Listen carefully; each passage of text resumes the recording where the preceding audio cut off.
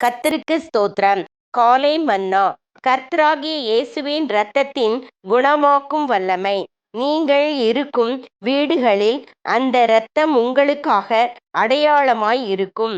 அந்த இரத்தத்தை நான் கண்டு உங்களை கடந்து போவேன். நான் எகிப்து தேசத்தை அழிக்கும் போது அழிக்கும் வாதை உங்களுக்குள்ளே வராதிருக்கும். யாத்ராகமம் 12:13. கீலேயாத்திலே பிசின் தைலம் இல்லையோ? ரண வைத்தியனும் அங்கே இல்லையோ?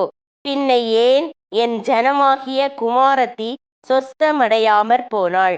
எரேமியா 8:22.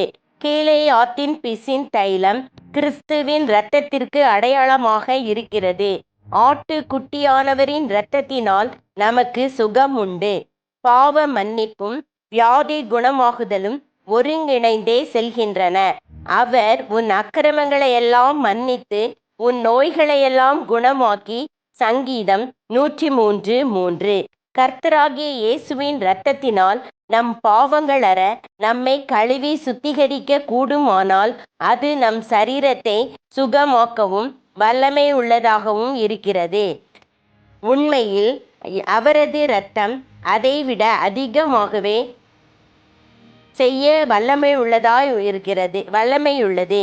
கர்த்தராகிய இயேசுவின் இரத்தத்தினால் கழுவப்பட்ட ஒரு பரிசுத்தவானின் ஜீவியம் கொள்ளை நோய்களுக்கும் வாதைகளுக்கும் விலக்கி பாதுகாக்கப்படும்.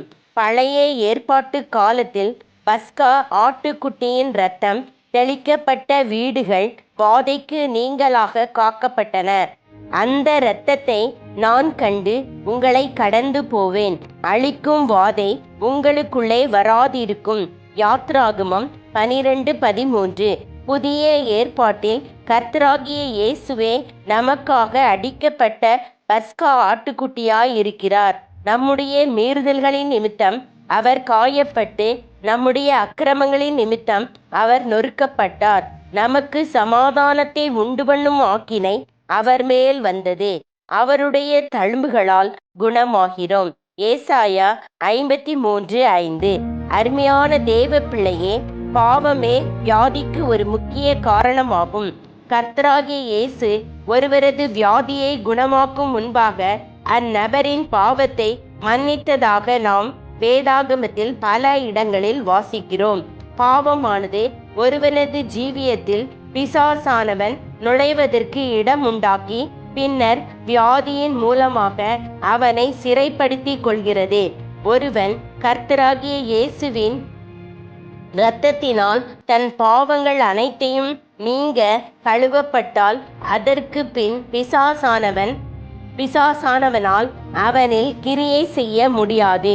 அவனது சரீரத்தில் வியாதியை கொண்டு வரவும் பிசாசானவனால் கூடாது. ஆமேன்.